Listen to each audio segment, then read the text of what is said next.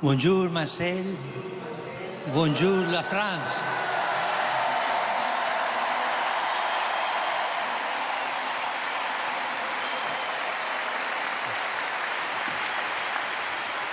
Au nom du Père et du Fils et du Saint-Esprit.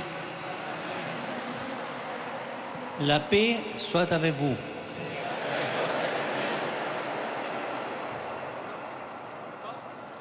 Frères et sœurs, préparons-nous à célébrer le mystère de l'Eucharistie en reconnaissant que nous avons péché.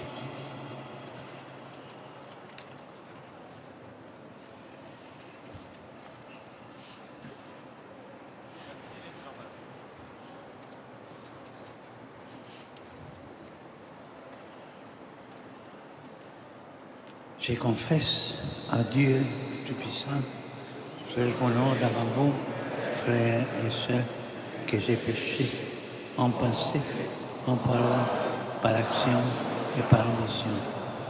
Oui, j'ai vraiment péché. C'est pourquoi je supplie la bienheureuse Vierge Marie, les sages et tous les saints, et vous aussi, frères et sœurs, de prier pour moi, le Seigneur notre Dieu. Que Dieu Tout-Puissant vous fasse miséricorde, que nous pardonne nos péchés et nous conduise à la vie éternelle.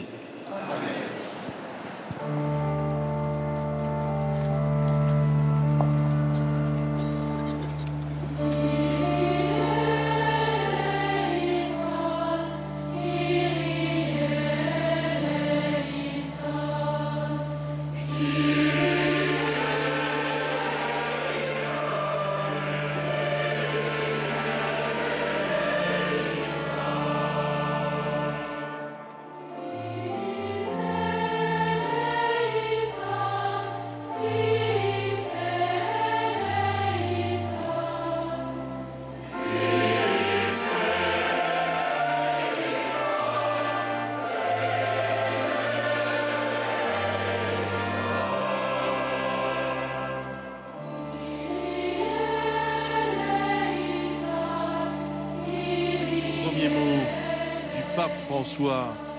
Bonjour Marseille, bonjour la France. C'est très important parce qu'il est en train de dire qu'il est aussi venu en France sur le mode liturgique. Mais d'abord, on ne s'attendait pas à ce qu'il parle en français. Moi, c'est quasiment la première fois que j'entends parler aussi longuement en français. Mais il a fait passer un message très, très simple, très fort.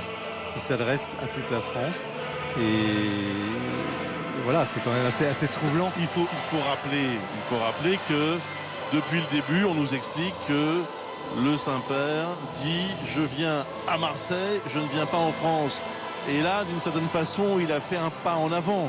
Il a fait un pas en avant, mais Marseille aussi a transformé l'essai parce que depuis hier soir, on en parlait sur votre plateau, il se passe quelque chose. Et cette visite, qui était une vraie fausse visite du pape, est devenue une très grande visite, très dense, très courte, mais à chaque événement, il y a une émotion, des messages forts, et elle va rester dans la mémoire. C'est fou comme, Virginie, 5 mots suffisent à changer presque le visage de ces 2 journées. Effectivement, c'est comme s'il s'adressait à toute la France, c'est ce qu'il souhaite en tout cas. Il faut savoir que le pape a un rapport très particulier à la France. Il lit beaucoup les auteurs français. Certains, il en a cité ce matin, ont beaucoup nourri sa théologie. Il parle français également. Mais c'est aussi un pays qu'il ne comprend pas. C'est Monseigneur Aveline qui m'avait dit ça il y a un an. Il lui disait « Je ne comprends pas très bien la formule de la laïcité à la française ». Et quelque part... peut-être qu'aller à Paris, de ce point de vue-là, ne l'arrangeait pas. Il ne souhaitait pas cette visite d'État trop protocolaire. Mais là, il se sent bien et donc c'est pour lui un voyage à Marseille qui signifie un voyage en France. Son rapport à la France compliqué, Jean-Marie Guénois, au point que vous-même, vous l'avez interrogé sur le fait de savoir s'il détestait notre pays. J'ai posé une question très fermée sur le retour de JMJ parce qu'il fallait éclaircir cette question. Donc je pose une question un peu étroite pour lui provoquer en quelque sorte une réponse. Est-ce que vous avez quelque chose contre la France? C'était ma question. Et il a répondu non. Écoutons s'il vous le plaît bien. Dieu qui a voulu que la mère de ton Fils nous soit donné, Père, à cause de tes enfants qui cheminent sur sa garde, de pouvoir parvenir à la montagne véritable qu'est le Christ, notre Seigneur. Lui qui vit et règne avec toi dans l'unité du Saint-Esprit, Dieu pour les siècles des siècles.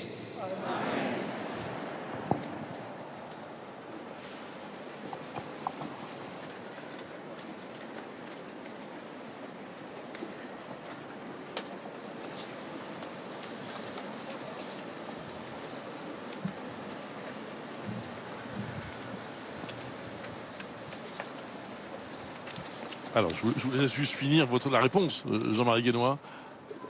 Là, il vient encore c'est presque une surprise. Il continue en français. Absolument. Et c'est une façon de dire à la France ce qu'il ressent pour elle. Et là, maintenant, on entre dans la partie des lectures de textes bibliques et évangéliques.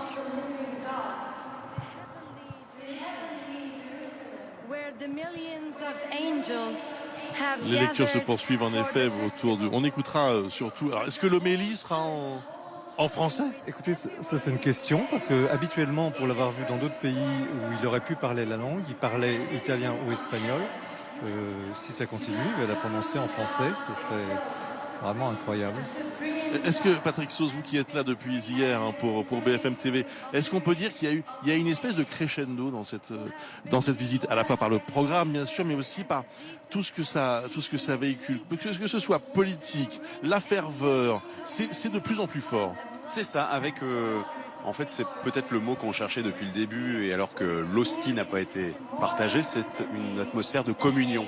Finalement, lorsque vous avez justement les mots du pape et que face à lui vous avez le merci du virage sud, en football ça s'appelle aussi une communion ou une célébration commune. Alors on est quand même un peu curieux puisqu'on parlait d'incompréhension entre le pape et la France, on a parlé de laïcité, mais ça y est, on commence à aussi à voir les éléments de ce qui s'est dit entre Emmanuel Macron et le pape pendant une demi-heure. Il a été question évidemment d'immigration, il a été aussi question de fin de vie. Et là, il y a aussi une incompréhension, en tout cas peut-être parce que, souvenez-vous, ce matin au Palais du Pharo, le pape a dit « Attention à la perspective, je le cite, faussement digne d'une mort douce ». Et pour l'instant, l'Élysée entretient le flou en disant, pendant cette demi-heure, le président a simplement présenté la consultation et le travail mené, notamment par les parlementaires, sur une loi sur la fin de vie. Est-ce qu'il a donné son avis ? Il est possible que oui. Est-ce que l'Élysée va nous dire quel avis? Il est largement possible que non. Effectivement, il est possible que rien ne filtre davantage de cette rencontre entre le chef de l'État et le chef du Vatican. Il faut dire que les sujets de discorde sont nombreux, on l'a dit, bien sûr. Et c'est vrai, Samuel Liévin, qu'il y a peut-être une réconciliation aujourd'hui. Pas forcément sur le fond et sur les sujets les plus sensibles, mais d'une façon un peu plus générale.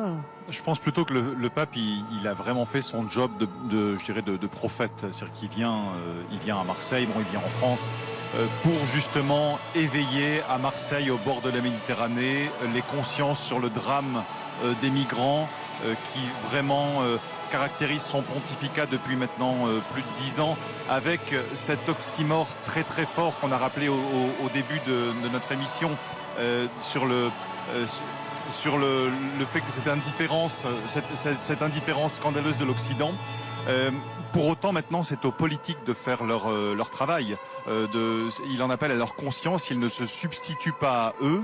Donc voilà, le pape, c'est un prophète. Donc un prophète, si on ouvre la Bible, ça a l'habitude de tenser ses contemporains, et ensuite c'est aux politiques de mettre en œuvre ces actions. Ouais. Jean-Marie Guénois, qu'est-ce que ça vous inspire, le fait que le président et le souverain pontife aient évoqué ces deux sujets si sensibles que sont la fin de vie et l'immigration? Heureusement qu'ils l'ont évoqué. Moi, je note une grande maturité justement dans la relation, où l'on se dit ce qui fâche, où l'on se dit sur quoi nous sommes d'accord. Et c'est plutôt rassurant. Et le pape, effectivement, sur le dossier fin de vie est intraitable. il est même parfois, il a des mots terribles. Il s'oppose absolument à une loi qui favoriserait la possibilité de se donner la mort. Donc il est terrible là-dessus. Ça n'empêche pas de discuter et de dire ce qu'il pense. Sur l'immigration, c'est pareil. Et donc je crois qu'on a plutôt une relation vraiment mûre, qui n'est pas, qui est très objective, où les accords sont sur la table. Et ça n'empêche pas, par ailleurs, d'avoir une amitié, une culture partagée, une histoire partagée. Et c'est plutôt rassurant d'arriver à ce stade de maturité. Merci en tout cas Jean-Marie Guénon, je sais que vous devez, on doit vous libérer, donc merci mille fois d'avoir participé à cette édition spéciale sur BFM TV qui se poursuit. Il est presque 16h30, la messe a commencé, vous l'avez compris, avec lecture, chant, et nous attendons dans quelques instants l'homélie du pape François. Isabelle de Golemin nous a rejoint, rédactrice en chef à la Croix, bonjour. Bonjour. Merci beaucoup d'être là. L'ambiance a changé. On est dans un moment plus solennel depuis quelques instants, dans un moment de recueillement, de confraternité aussi, de spiritualité. Mais ça a été de l'hystérie, l'entrée du pape, non? De l'hystérie, en tout cas, moi, ça m'a rappelé Jean-Paul II, en fait. C'est-à-dire qu'on est en train de revivre ce qu'on a vécu avec Jean-Paul II, c'est-à-dire un lien assez profond et très populaire avec un pape dans un stade, avec beaucoup de gens, une église très diverse, voilà, variée, enthousiaste, et ça fait du bien, je pense, aux catholiques. Et pourquoi ce pape de presque 87 ans, réformiste, qui n'a pas que des amis au Vatican, est-il aussi populaire? Déjà, je pense qu'il parle de manière assez simple. Je pense que ce qu'il a dit à Marseille est allé droit au cœur des Marseillais, parce qu'en quelque sorte, il a fait l'éloge d'une ville qui avait toujours, bon gré mal gré, su intégrer les différentes religions, les différentes populations. Vous savez qu'il y a beaucoup d'Arméniens qui sont venus ici, beaucoup d'Algériens, beaucoup de Marocains, beaucoup d'Espagnols, beaucoup d'Italiens. Et tout ça, ça fait Marseille aujourd'hui. Donc je crois que cette manière de dire, eh ben, finalement, la diversité, c'est une chance chez vous, vous êtes une mosaïque d'espérance. Je pense que ça, pour Marseille, voilà, les Marseillais sont toujours un petit peu fiers de leur ville. C'est quelque chose qui a bien plu. Samuel Liévin, la messe se poursuit. Est-ce que c'est une messe classique d'ailleurs à laquelle on assiste? Parce que une messe, elle se fait toujours sur le même modèle. Et c'est la grande force de l'Église catholique, c'est-à-dire que de l'Amérique latine aux Philippines, en passant par l'Europe ou les États-Unis, vous avez toujours le même modèle de messe. Le boule, il est latin, mais depuis 50 ans, on la décline dans toutes les langues du monde. Et donc là, on a une messe qui sera classique du début à la fin. Ce qui fait vraiment la personnalité du célébrant, c'est l'homélie qu'on va entendre tout à l'heure. Isabelle, vous avez entendu les premiers mots ici du pape François. Bienvenue à Marseille. Bonjour Marseille. Bonjour la France. Et finalement, incroyable. Et finalement, il est bien là aussi pour la France. Mais c'est une France qui est sans doute différente de celle qu'on aurait vue à Paris. Voilà, c'est une France des périphéries, c'est une France de Marseille qui est peut-être plus populaire, peut-être plus pauvre aussi. L'église ici est beaucoup plus pauvre qu'à Paris. Donc voilà, mais je pense que c'est la France aussi. Et en tout cas, c'est une France qui lui plaît. Oui, absolument. Et peut-être aussi que ces 24 heures, puisqu'il est arrivé hier à 16h15, ces 24 heures qui viennent passer à Marseille se sont passées encore un peu mieux que ce qu'il imaginait? Oui, en tout cas, moi je trouve qu'on est dans un sans faute pour l'instant. C'est-à-dire qu'hier, il y a eu des moments extrêmement forts, notamment devant la Méditerranée, devant le monument pour les morts de la Méditerranée. Ce matin, un moment politique très fort où il a en quelque sorte engueulé tous les responsables politiques européens, alors disant vous ne pouvez pas continuer comme ça. De toute façon, on n'a pas le choix, on doit vivre ensemble. Et cet après-midi, la grande joie marseillaise. Je vous propose d'écouter quelques instants cette messe qui se poursuit. Évangile de Jésus-Christ selon saint Luc.